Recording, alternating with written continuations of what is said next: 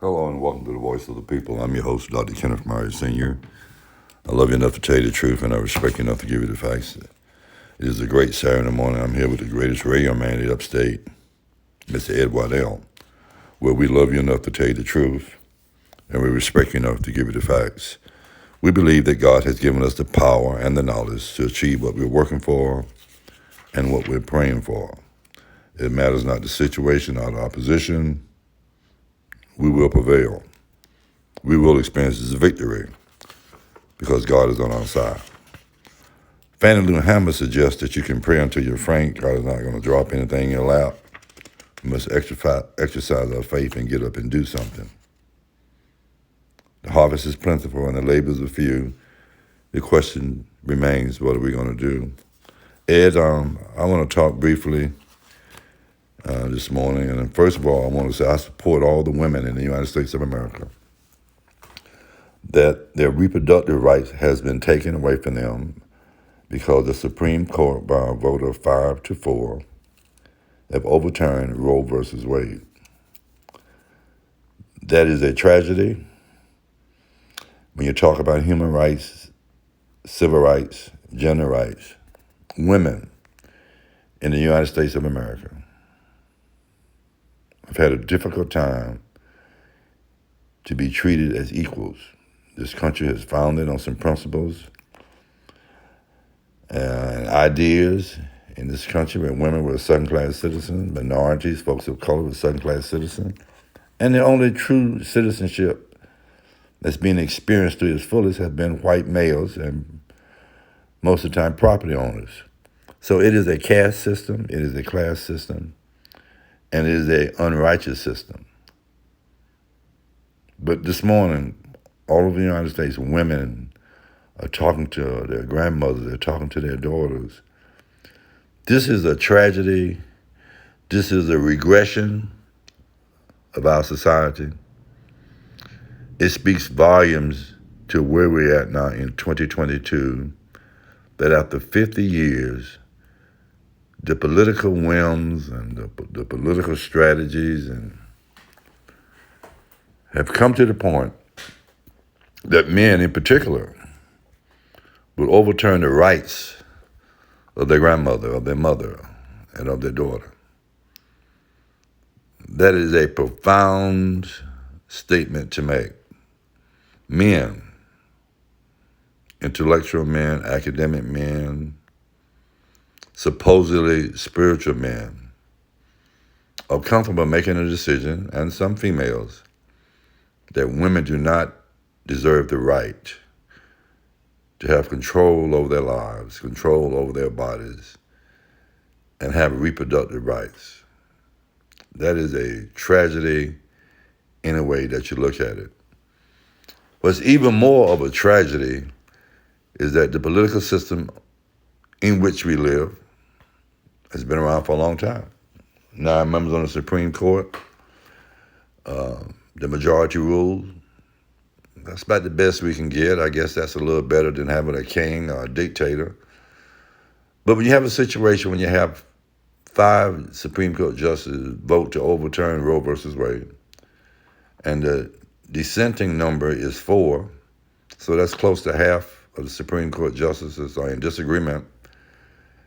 And recent polls suggest that women in particular, about 90% of women, are in opposition to this overruling or overturning Roe versus Wade. So in a democracy, we would like to think that the will of the people will prevail. It seems not to be the case in this situation. That was yesterday. This is Saturday morning there. Where do we go from here? How do we move forward? Do we need some time to process this tragedy? Men are sad and heartbroken about this. Women the same way. I would be very comfortable saying that at least 7% of the population, men and women, all registered voters in this country, are in favor of women having their reproductive rights. So what impact would overturning Roe versus Wade have on this country, on this state, on this community. One of the challenges that we face when we talk about what is right, what is just, and what is legal, those of us who call ourselves Christians, who call ourselves living in a space of spiritual maturity, we have to speak out. Martin Luther King said, you pray for the dead and you fight for the living. You fight for their rights. You fight for their humanity. You fight for what's right. So this is Saturday, Ed, and we're talking about on the radio show, and it's a privilege for us to have this microphone. So we want to thank the radio station, thank the ownership, and thank the whole county. We just try to tell you the truth, and we try to give you the facts. But then one of the challenges we're going to have about righteousness would be Sunday morning.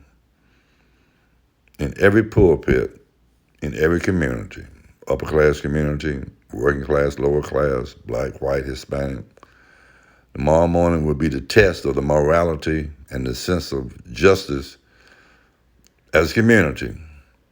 When our faith-based leadership, I feel they have a responsibility to speak to truth and to speak to justice and to speak to the liberation. I think liberation is just as important as salvation. So tomorrow morning, all over Spartanburg County, we're going to wait and see. We're going to take a survey. We're going to send folks out to various churches to see whether any faith-based leaders, any ministers, any men of God will have the courage and will have the spirit to speak to this issue of the violation of the human rights of women in the United States of America. That's a powerful statement I made, Ed, but somebody have to call it out. You either trust in God, you either understand the power of God and righteousness and love and peace. So this is going to make you take off your mask. Are you a true believer? Are you a manipulator? Are you a con man or woman? Or are you just talking loud and saying nothing? It's moments like this.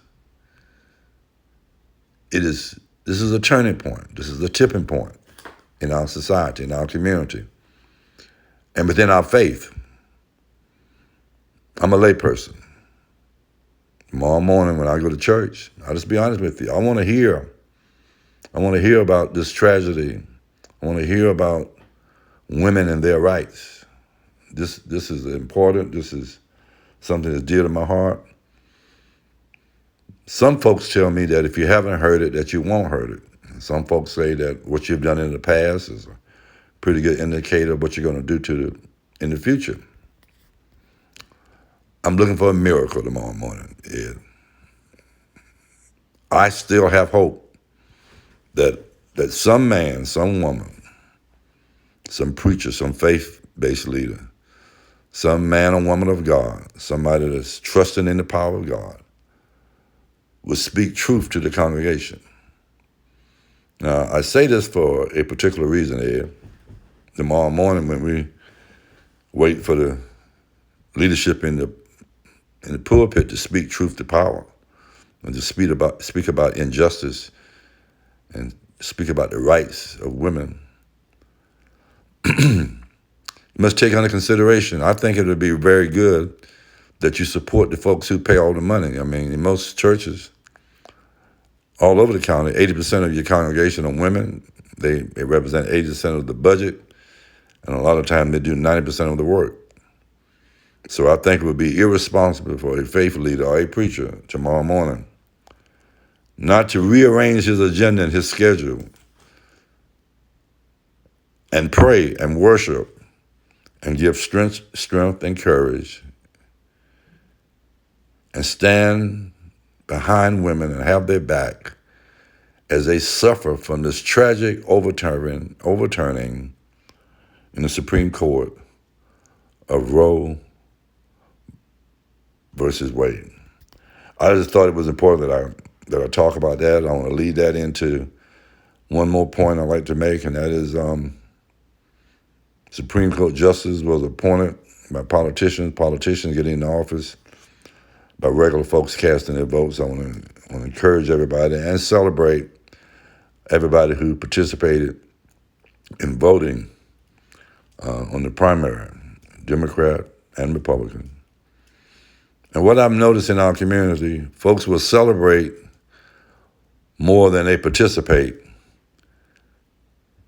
in fighting for their rights, their human rights, their civil rights. So we get a large turnout when there's a celebration. But when there's a primary, to cast our vote, have our vote be heard, and to be involved in the process to improve our lives so all of us can have justice and have peace and have a standard of living that is decent and healthy, that affords us the opportunity to raise up another generation of folks that continue to do the work or forever staying on the battlefield. I have two comments I'd like to make. On the religious side, one question is, were you there when they crucified my Jesus? Second question is, are you doing the work? Are you loving yourself and you're loving your family and you're loving your community?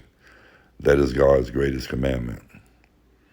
And my final comment I'd like to make here, time is short this morning, is that the virus is still with us. A lot of folks are getting infected. A lot of folks who have been vaccinated and had one booster and two boosters, they're getting infected and they're having some symptoms.